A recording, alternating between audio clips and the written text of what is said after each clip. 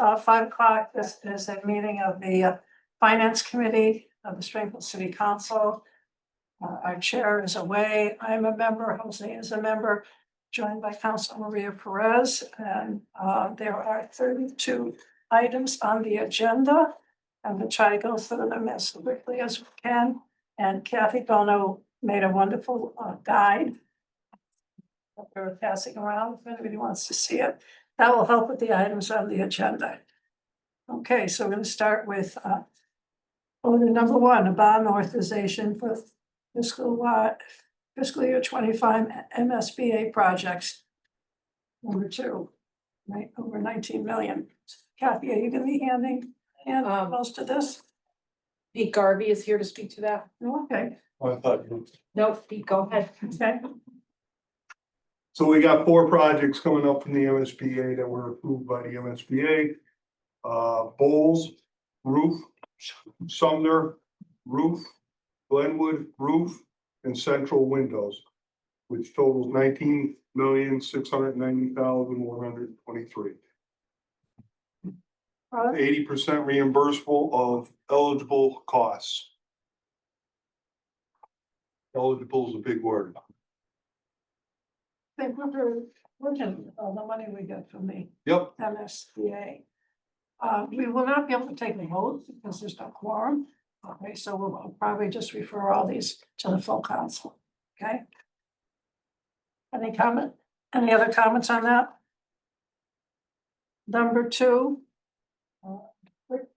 Claim D for 8 Ringgold Street to the north end. I'm gonna refer this to the full council for a vote because I don't think it has anything to do with finance. So to order number 3, donation of goods to Elder Affairs. Yeah, that'll be me. We received a donation of playing cards, a deck of cards, from MGM. They provided us 120 deck of cards at a cost of $1.35. These, they ran out to $160 in value. So we're gonna share those cards, those deck of cards with our other senior centers, That's great. for our seniors. And of course, anything that's under 100,000, we just automatically accept. Right. Okay, and you can only come to the meeting if you want to. I have another item. Yeah, so, okay. Order number 4. No, that is 4. No, order number 4 is another donation of goods. This time to the park department. Yep, that would be me, Counselor. Yep, So this is a donation from Joanne P. Roche for a memorial bench at Forest Park, in memory of the Roche family name. okay. Order number 5. Fiscal year 26 Springfield Library Foundation staff continuing education. Anybody here for that? Is Molly? Molly? That's from Springfield Library Foundation, and that funding is to be used to help provide reimbursement for staff taking library courses to promote their advancement in the library system. Okay, okay. Maria, did you have any questions on any of these? I'm looking to see if anybody else from the council is on. Do not see anyone else from the council. Thank you, Molly. And I think the next one is yours too. We have quite a few today. This is also from the Library Foundation. It's our marketing grant, and we use it to promote programs, use it to boost our social media presence. Basically, that's it. Thank you. Item 7, donation of goods, the Jeffrey Speller Foundation for Change. Yes. That was me. That's you too? Yep. So this is a donation from the Jeffrey Speller Foundation for Change. This is a $5,000 donation for middle school golf program at Vinsicle. And they're going to be doing the golf lessons at Franconia. And I believe this is from Kiara Speller. I believe so, yes. Yeah. Yep, I've seen the And we honored her at the golf tournament at one of our previous meetings. Yep. Yeah, okay, and here we go again. Item number 8. Molly, this is you again? Yes, this is to help us fund our library in your mailbox program. And those funds are used to provide services to patrons who are unable to come to the library. And they receive selected materials in the mail and then with a mailer to come back to us. And it's a really popular program for disabled people. And how do they know about it?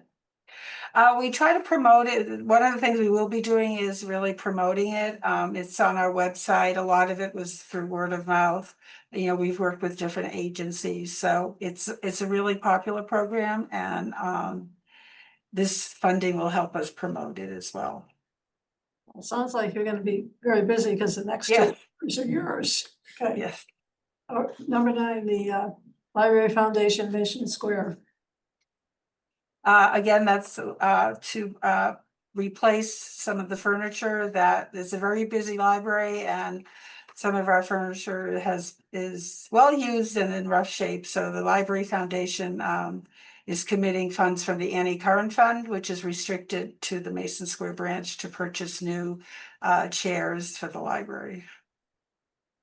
Order number 10, fiscal year 26, Springfield Library Foundation Library Programs Grant. Again, this funding is used to pay for workshops, performers, programs for the public. It's all for public programming. Anybody have any questions? Maria, any questions? Because this is under our threshold, we will just refer this to the city council, automatic passage. Okay, item 11, Park Department, TD Tree Days Grant. What does that mean? That one's me. So TD Bank and the Arbor Day Foundation. Okay, Yep, so they gave us a grant for 42 new trees in Brightwood alongside Riverside Road and adjacent streets. And this is to increase the tree canopy in the neighborhood. and how do you pick Brightwood? The Parks Department identified that location. So they must have been a need there. The story, Madam Chair, the riverside has been so depleted when it comes to, the park that being identified. Then now we in the beautification program, and that's part of the program, the locations are not exactly located. Is there a date for that, or do they just go out and plant? Yeah, I believe they just grew out and planted. Yep. Okay, we're up to item number 12, fiscal year 26, Springfield Library Foundation Staff Development Grant, This 15,000. funding is used to allow staff to go to conferences similar to like Mass Library Association, New England Library Association, Public Library Association, and it's a great opportunity for us to send staff to go get great new ideas and bring them back to Springfield. How come all these grants are coming in at once? Well, the Library Foundation, basically the board of the Library Foundation, we start usually in January, and we request funds for the following year, for the next fiscal year. And then they're approved in the spring.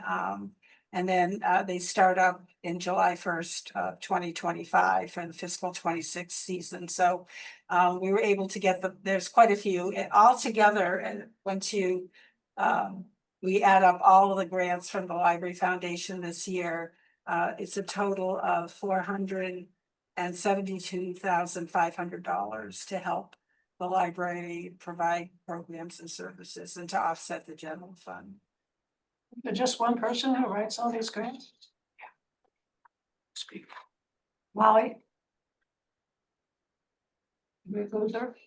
Molly, is there just one person that writes all these grants? These grants are from the Library Foundation. So basically we meet with the board and we tell them what our priorities are for the year. Some of the funds are restricted. Some have more flexible and can be used for other programming. So we basically said we're not really applying for these grants. These are requests from the Library Foundation for funding. We provide the background and the requests and the information and the reason why we want these funds and why they're priorities. And then the Library Foundation Board, which is made up of 19 members, votes to approve the grants and the funding. Okay, well, the next 1, 2, 3, 4 grants are from you. Why don't you just run through them all for us, one at a time? Sure, okay. The Right. next one is the music programming, and that's, we have the Rose Smith Fund that was established in 1926 and is still providing funding for music programming, and we have a lot of music programming throughout the library system. Concerts, performers, we work with the Springfield Symphony, we work with the Community Music School. We have brought in lots of really interesting performers, so it's a great way to expose children, teens, and adults to music. And this funding is restricted for music programming. And then next one. Summer reading program? Summer reading, sorry, I just got back from a trip, so I'm catching up. Summer reading, that's, we fund all our summer reading programs. The foundation does provide $20,000 to help us pay for those programs, for prizes, for incentives, for performers, for additional books that we add to the collection. And this year we have a really exciting summer reading program as a result of the funding from the foundation. We have what we call summer city programs, and we've partnered with the police department, the fire department, DPW, with the park department, and we are having programming throughout the city in different locations to promote all the other city departments. So the fire department will be providing a truck and kids can see that, and they'll be reading a story. Same with DPW, police department is doing some programming. So we have a lot of really great programs with the parks. We do a lot of collaboration with the summer camps. So this funding all helps that. Thank you. And the Mason Square flooring? Flooring, okay. The carpeting at Mason Square was installed probably about 15 years ago. And again, it's an extremely busy branch, so we really need to replace it. So the foundation, we had an estimate for about $45,000 to replace the carpeting. The foundation is providing $25,000, and we will provide $20,000 from our general fund appropriation. Okay, and I think this might be the last one, the Library Foundation Wi-Fi hotspots. Yes, we have 200 Wi-Fi hotspots that we lend to the public. They're extremely popular. They're constantly out. The city funds through the general fund 100 of those hotspots for the data costs, and the Library Foundation funds the other 100. And again, they're constantly in use. Thank you for all those explanations. Anybody here have any questions? Anybody online have any questions? I don't see any hands up, so. The next grant is the Shine Grant. That'll be me for Elder Affairs. This grant for our Shine program is for salaries for our 2 employees. This is just a partial for more that will be coming later on. For this to get them through see the date here, through March of 2026, and just for salaries, Are there increases in those salaries? no increases. Okay. Again, that's under our threshold. Number 18, Department of Mental Health, Jail Arrest Diversion Program. Are you Yes, speaking ma'am. on that? That would be me. Yeah. This is emergency funding that the state has released with restrictions. It's $65,000 with a sunset date of September 15th. This is going to keep our mental health clinicians co-responding with their police officers on a day in, day out basis. The state budget is not complete. So DMH didn't have the number of the award. They know we're going to be funded. They don't know at what level. So they felt comfortable releasing this money so that we could keep employees going beyond July 1st. Well, I think this is a great idea. I know the Sheriff's Department has talked about this a lot, but how does it work? Do you call them in a situation, or do they just go with They you? base out of our office Yeah. and we provide them radios. We support them out of our office. If it's an extreme emergency, I'll take one of them with me, put them in a cruiser and go there. Otherwise, they self-deploy and it's an intercept. The officers throughout the city will respond traditionally. Yeah. They arrive on scene. As soon as the scene is safe, they go in and they provide services as necessary. Okay. How many are there? There's 3.6. 0.6 is the supervision. I think it's a great program. We'd like to go to 24/7. We're not there yet. Okay. Try. So what are the hours? They go there, midnight during the day? It's basically from 8 in the morning through 10, 11 o'clock at night, and then they have an overnight person who'll stay till 4 AM. So we try to limit the overlap. We want to keep one clinician available as much as possible, which is great. So in your opinion, what's been the result of having the mental health people go with you? Oh, it's a tremendous, that's what modern policing is. Oh, okay. It takes traditional policing and we maintain the integrity of getting there quickly when someone calls 911, so we don't delay that. But then we bring in, a mental health expert or somebody who has additional resources and tools and access. And what we try to do is limit the trips to the hospital. Because traditionally it's okay, we'll call an ambulance. This is a mental health, physical health issue. Ambulance takes them to the doctor, to the hospital, to the emergency room. And only to be released. And we Because don't- really, the folks that are calling for help, they want mental health treatment. And BHN has the access to look them up in the system and see where they're at in their access. And they continue the conversation. They're like, well, you called crisis 2 days ago. What's the issue now? And sometimes it's they're off their meds, sometimes they have a life event, an important date. And they just pick up the conversation and it really helps out the officers, helps out everybody. Yeah, that's great. Hmm. I'm sure they prefer that help rather than go to jail. Okay. Number 19, fiscal year 26 tobacco grant. Is this you, Helen? Yes, this is me. This is our annual tobacco grant that we get from the Commonwealth, from DPH. It funds the director as well as what we call our secret shoppers, which are young individuals who go into stores to try to purchase tobacco products. And if they're successful, we are finding them. And so this is our compliance program for tobacco. Thank you. Thank you. Item 20, mass call grant. And a 25,000 federal grant. Who's Yeah. it? That you? That's, Mass Call is also a DPH grant that is given to the city to, Springfield is the lead city for this grant. We also have Chicopee and Holyoke that we work with on this grant. And it really is to provide intervention for young individuals who might be tempted to use substances. And so it is a substance use grant that helps us educate students who are in our schools in those 3 cities. I realized they had that in the schools. So how does that work? They have classes or what do they do?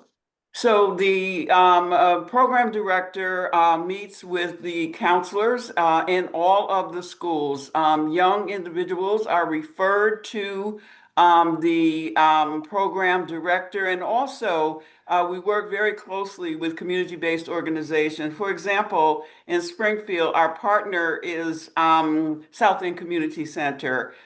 In Holyoke, we have a partner, community-based partner, as well as Chicopee. So it is an intervention that is in-house for schools, but when schools are not functioning, such as now when they're on break, we work directly with community centers in the neighborhoods. Okay, well, thank you. And the next grant, I'm not sure this is you, fiscal year 26, local consumer aid grant. No, that's me, Counselor. Millie's on vacation, so I'll speak to that. This Okay. is just the FY 26 funding for the Mayor's Office of Consumer Information. And this is the office that assists the residents of Springfield. The funding is for 2 staff members and their operating expenses.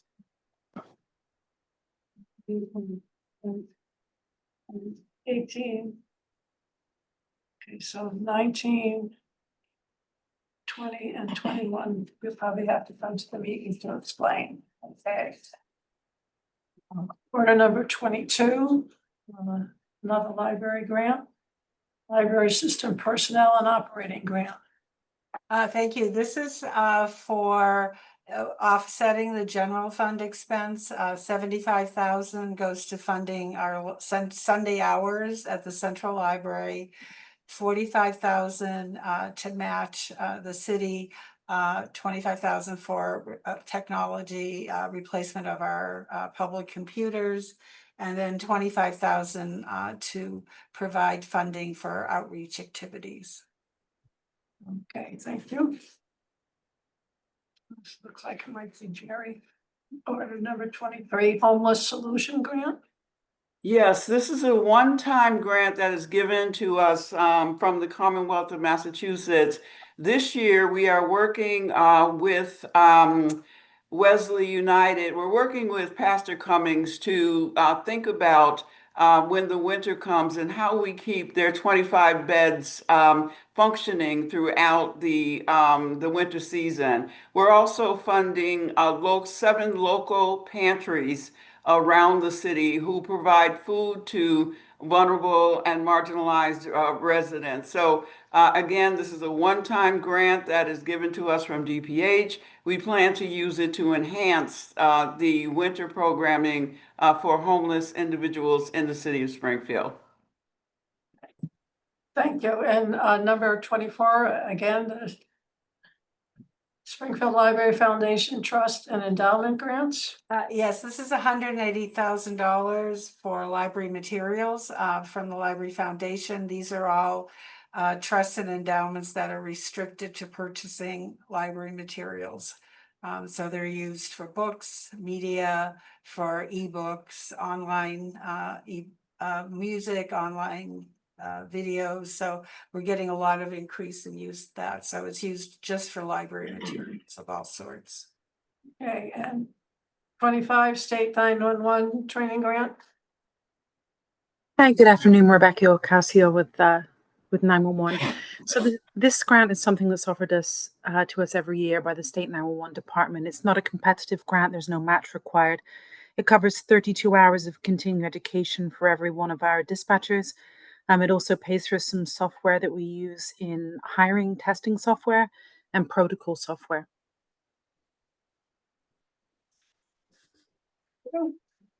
I do see a hand up. I didn't see it before. Looks like it's you. Is that you, Stephen? Yes, can you hear me? Yeah, yes. Good afternoon, everyone. Stephen Howard, 1104 Whittington Street. I really wanted to ask the HHS Commissioner a couple of questions, but you were moving along so fast, I didn't want to interrupt. Okay. Concerning the tobacco enforcement grant and the mass call grant, I wanted to find out if that is linked in any way with what's going on in the Commissioner's quest to properly inform, to greater inform the community about what's been going on with the candy cannabis. So is there a link between those programs? let me quickly answer. Those two programs do work together. However, the programs are separate. So the process is very similar in terms of finding and going in to make sure there is compliance, but this is not directly related to the synthetic cannabinoid ordinance. Those are two separate programs, but those directors or those program managers do work together. And if I think we only have time for one question because I want to get through this because we have a long agenda. If we have time at the end of the meeting, you can ask another question. So now we're on item number 26, which is fiscal year 25 shared streets and space program. And who's speaking on that? Should be. Yeah. Chris, is that you? Looks like he's frozen. Are you awake, Chris? He's frozen. Well, I guess DPW doesn't need any money. Okay. Chris, are you shared streets and space program? Yeah, you can't hear me, can you?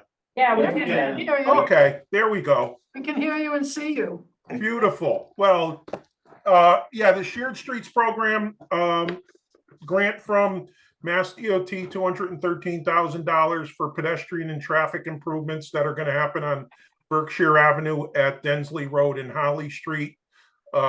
Basically in front of Kennedy Middle School. There's no crosswalks there, so this is gonna be pedestrian and traffic improvements at that location, no match.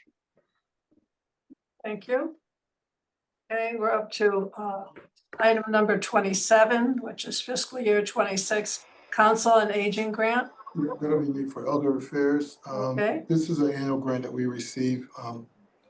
This paid basically for wages for most of our employees, help us do programming, office supplies as well. This is a major grant that we have, majority of Elder Affairs funding. And how much staff is there? We have, this grant pays for 7 positions and then 3 positions at 20% of their salaries. All right, moving on to order 28, EOHHS Youth Homelessness Grant. Hi, Jerry McCafferty from the Office of Housing. This is a state of Massachusetts grant. It is a renewal. We get this annually. This grant comes to the city of Springfield to provide services throughout Hampden County that are programs for young adults 18 to 24 years old who are at risk of or are homeless. Much of the funds goes through to subrecipients, Gondara, and the Center for Human Development. It pays for a 24/7 hotline, housing navigators, and funds toward a variety of housing alternatives for young people. Thank you. Counselor, any questions? All right, don't see it. Hands up, we're moving to item 29, State 911 Support and Incentive Grant. Good afternoon, Rebecca Ocasio again with 911. So this support and incentive grant is something that we get every year. It has no match. It's over $1 million that we use to pay for dispatchers' salaries and overtime.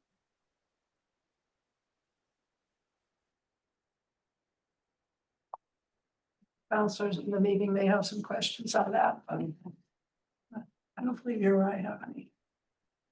So we're up to order number 30, Massachusetts Gaming Commission Grant Amendment. Lieutenant Formonti with the Springfield Police Department. Welcome. Gaming Enforcement Unit. The money right now is currently being used for salaries on 6 patrolmen and 1 supervisor, including myself. It's covering uniforms and uniforms, salaries, and that's it right now. And this is this annual? Yes, Okay, is it the same amount? Or is this yes, increased? everything's current, yes. Thank you, Joe. All right. Order 31, fiscal year 26. Oh, this is you. Thank you for waiting. That's why grant increase over 2 million. Yes, so this is a grant we've Can had. you identify where you're from so people? Oh, I'm sorry. My name is Anthony Falvo. I'm a consultant with Broca, who's the lead agency for this grant. My position is I'm the liaison between the police department and the partners. This is a grant we've had since 2011. It's been a very successful grant. This is a contract for 3 years for $2,189,700. It's level funded for 26, 27, and 28 at $729,900 for each year. This grant funds the police department plus 5 partners. The grant mandates that the grant has an educational partner, a mental health partner, and an employment partner. So the services are set for those individuals. All clients are vetted who come through this program. This program is not like Shannon. This program is for the highest risk 17 and 24-year-olds.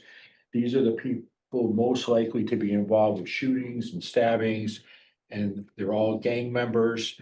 The sheriff's department is also a partner, and one of the exciting things that we've done many years ago, and a lot to do with Lieutenant Elliott, is we do in-reach where we target the gentlemen and women now. Up to 2 years ago, now we have women in the program as well.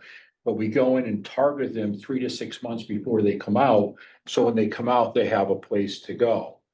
The other partners are Roca, Clinical and Sport Options, of course, does the mental health, the Sheriff's Department, Bay State Medical Center, and Mass Hire does the employment. And we have educational people as well who do the high set in the education. And this is really a 3 to 4 year plan. We know that these offenders, because of who they are, they're going to reoffend again. But it's just going to keep going back and going back and going back and staying with these folks. And as I said, Springfield, there's 14 programs across Massachusetts. They may have added 1 or 2 more this fiscal year. However, Springfield is one of the top programs year in, year out. You know, it's been very, very successful here. And I have to say one last thing, the police department there's no overtime in this grant. It's strictly 2 officers who are providing clients to help them, not hurt them. So we have Officer Gale and Officer Kita, I believe his name is it correct? Officer Kita? I'm sorry? Kita, who are actually talking to people, talking to the gang units and referring these clients to Roca or the AISS building, you know, part of the Sheriff's Department. Sounds like a great program, but what's SSYI, what does that? Safe and Successful Youth Initiative. This is a grant through Health and Human Services. It's an intervention program. Okay. I'm sure the council will have some questions later on Okay. when we get to I have a question. Oh, Stephen Howard again. The gentleman just made a statement. I'd like him to explain. one more issue to get to, and then you can ask a question, because I think people. Oh, I thought the meeting was open to the public. Okay. Okay, so this is item 32, which is the last item for finance.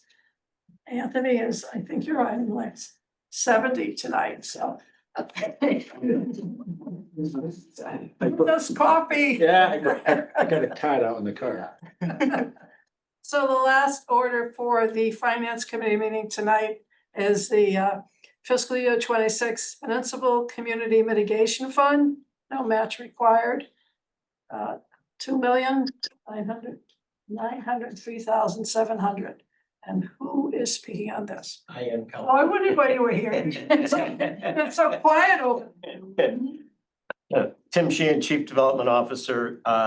This funding is actually coming from the Mass Gaming Commission's Community Mitigation Fund. Unfortunately, this is most likely the last year that the fund is going to be available for communities that have direct impact from the casinos. Obviously, Springfield being a host community has direct impacts. We have been fortunate for the past few years to be getting roughly $3 million annually from the fund. But as I said, the governor and the legislature has reclaimed that funding to shore up their budgets. So this is likely the last year for the program. Does that mean all those surrounding communities that had agreements with MGM for projects and stuff, that's all gone? The host community agreements all stay, but this fund was basically to address mitigation efforts that, you know, issues that were caused by the casino coming into the area. They would fund programs that and projects that ultimately mitigated some of the circumstances that the casino itself caused. So there's a number of funding allocations in this. There's a harm reduction gambling awareness research initiative that comes out of Health and Human Services. There is a regional attraction and improvement project that will fund some capital improvement needs for Symphony Hall. There is a public realm component that is doing quite a bit of the streetscaping in the South End. There is a parking initiative for $600,000. And as I said, the transportation grant was for downtown public realm, and that's $1.5 million. Do you have those in a list? That might be helpful if you, for the meeting tonight. Sure. People could actually see where it's all going. Did you have concerns about this? I know this is a hot topic for the council, so I'm sure there'll be a lot of questions. So is this part of the gambling programs that will be eliminated with this fundings? No, this is strictly Only for the- mitigation. Okay, so, yeah, So it's community mitigation fund. okay, thank you. And how many? Through the chair, Yeah, I'm sorry, who's calling me? this is Jose Delgado. Okay. Oh, thank you for joining us. Councilor Delgado was a member of this committee. I've been on for a little while, so I just didn't speak up earlier. Oh, okay. So Tim, because I understand the community mitigation fund, because when legalized gaming came, there were a number of buckets that the legislature essentially put out whenever the revenues came in, and this was one of them. The things that you mentioned, is that things that we're going to be supporting with this grant that we're Yes. getting, or is this stuff that has been getting funded every year? So the applications to the fund come out every year. This is what Springfield was awarded, these projects that we For just. those projects? Yes. All right. And then we generally, from my understanding, got these grants every year. So it's kind of a little disheartening to see the funds go away, but I remember some of the conversations going on for a while. So I'm assuming there's nothing that was an operational thing that we were funding. This was excess money that we were getting to kind of implement certain initiatives, but nothing that, like, we're not going to be losing any folks or cutting any jobs.